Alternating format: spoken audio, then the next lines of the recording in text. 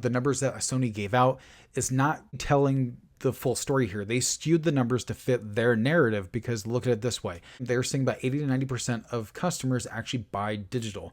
Now, here's the problem I have with that is that there are some games you can't get physical.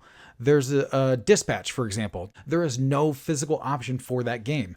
So if you buy Dispatch, you are buying a digital only option. And see, that's the problem is when there are more digital games out there to purchase and less physical ones, numbers are going to obviously be skewed in the direction of digital.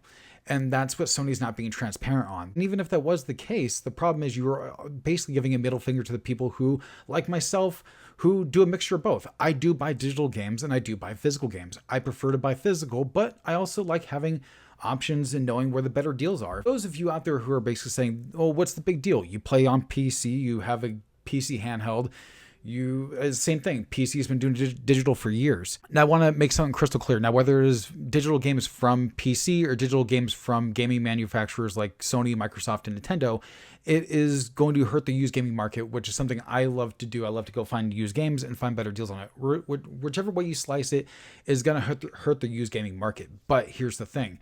PC versus console, PC you have options. Now I know most people when they think PC, they think Steam, but Steam isn't your only choice.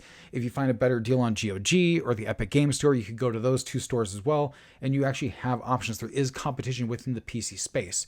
What Microsoft, Sony, and like I said, even Nintendo is not immune to this as well. If they choose to do it later on down the line, if they lock you into their walled garden, you have no third-party option. You have no Steam, you have no GOG, you have no Epic Game Store on the PlayStation console. You could only buy from Sony. So Sony can choose whether or not they will give you the sale or not later on down the line. They basically force you to only buy from them.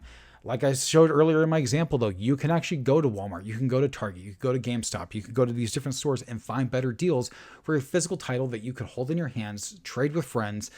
You could sell later on down the line, and you have options. Sony doesn't like you having those options because guess what? If you buy a used game, that's not money in their pocket. That means basically if I want to, like for example, I introduced my son to the 2018 God of War. I gave him the physical copy of the game, my copy, and I got him hooked onto it. He played through the entire game, and then he also ended up getting a physical copy of God of War Ragnarok.